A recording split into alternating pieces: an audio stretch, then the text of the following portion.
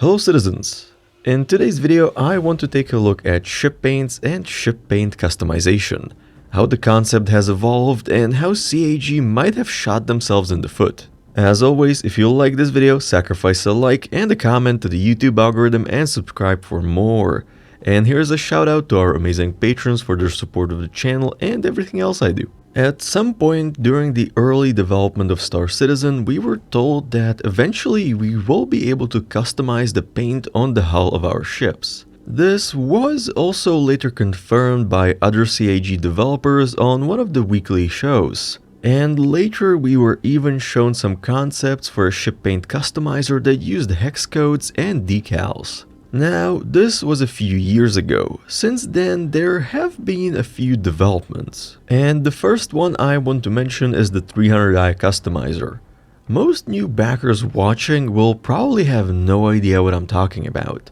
So if you go to the RSI website and open the pledge store and find the 300i, and there you will be able to navigate to the ship customizer, which looks very similar to what you would see when ordering a new car.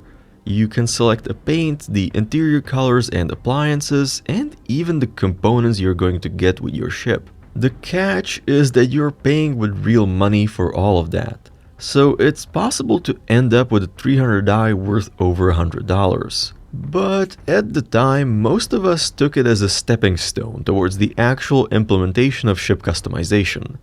But oh boy, we were wrong. You may remember that ship paints didn't really exist back then.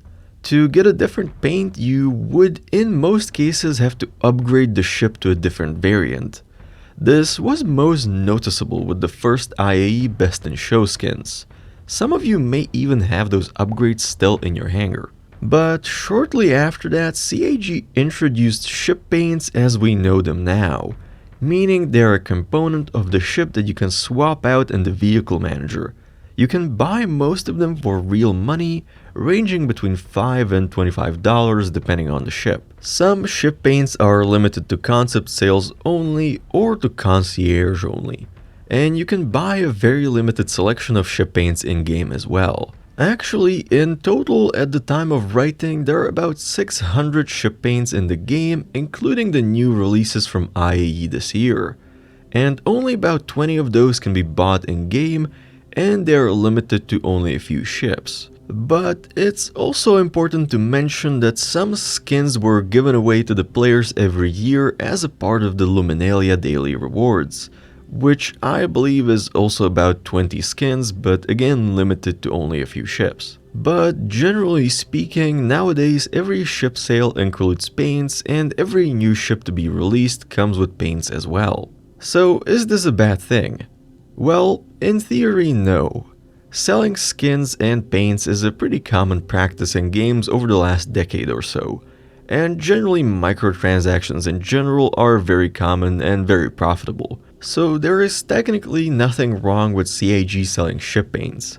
After all, someone had to design that paint and make sure it works correctly, which does take some development time, which costs money. Some of you will point out that some of the ship paints are just flat colors, so they probably don't require that much effort. And you would be right, but we will come back to that in a moment. So selling ship paints is not bad. But does it change anything about implementing full ship customization down the line? Actually yes.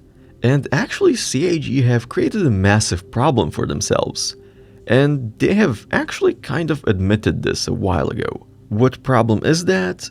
Well, let's say they want to implement ship customization. But how can they do this in a way that doesn't punish players who bought paints and also doesn't punish those who didn't?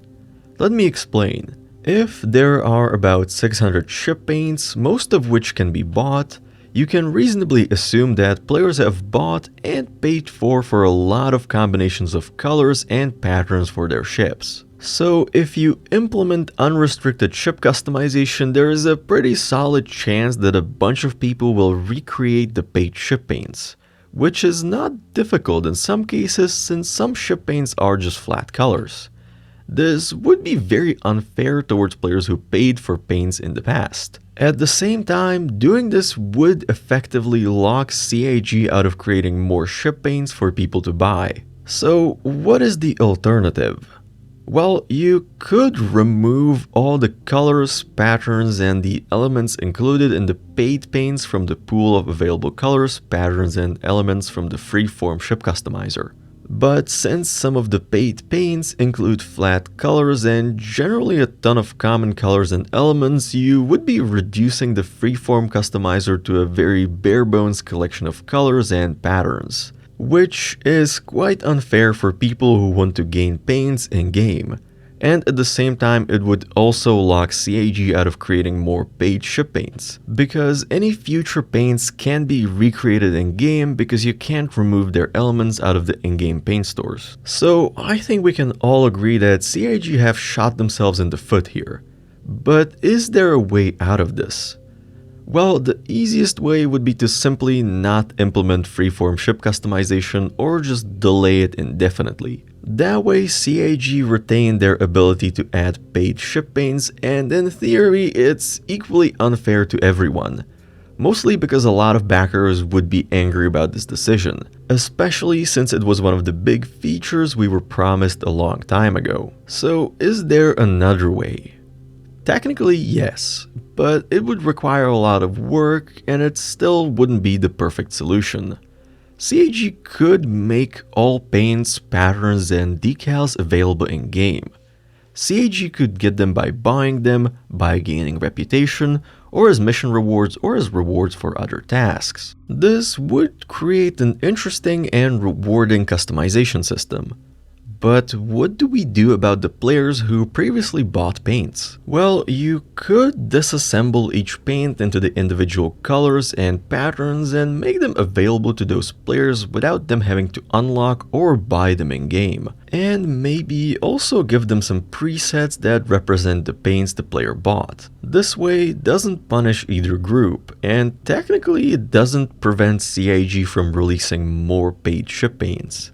If they were to implement this system, buying a paid paint would give you the preset and access to all the parts of that paint. But I think the far better option for CIG would be to sell ship customization items like paint, patterns, and decals as packs. So rather than having to unlock them, you could pay for them. It's a very similar system to acceleration packs in Battlefield, which was a very successful concept. And it would technically benefit everyone. If you want to grind to get a paint, you can do so. If not, you can buy it. And CIG can create more ways to generate income. So is this the end of ship customization? Probably not. Implementing what I just described is a difficult but ultimately the most correct and profitable route to take. It has worked in Elite and it has worked in Battlefield as well. And War Thunder is thriving on selling cosmetic items for player vehicles. Now, we did get a hint at ship customization at CitizenCon, though it was related to ships having a paint job and decal related to the player's organization. This would still be pretty big, because it would give at least some customization into the hands of the players. We will see what CIG are going to do. We're still a very long way from needing ship customization, but I believe it should be something that's included in the 1.0 release. And with that being said, that's all for today.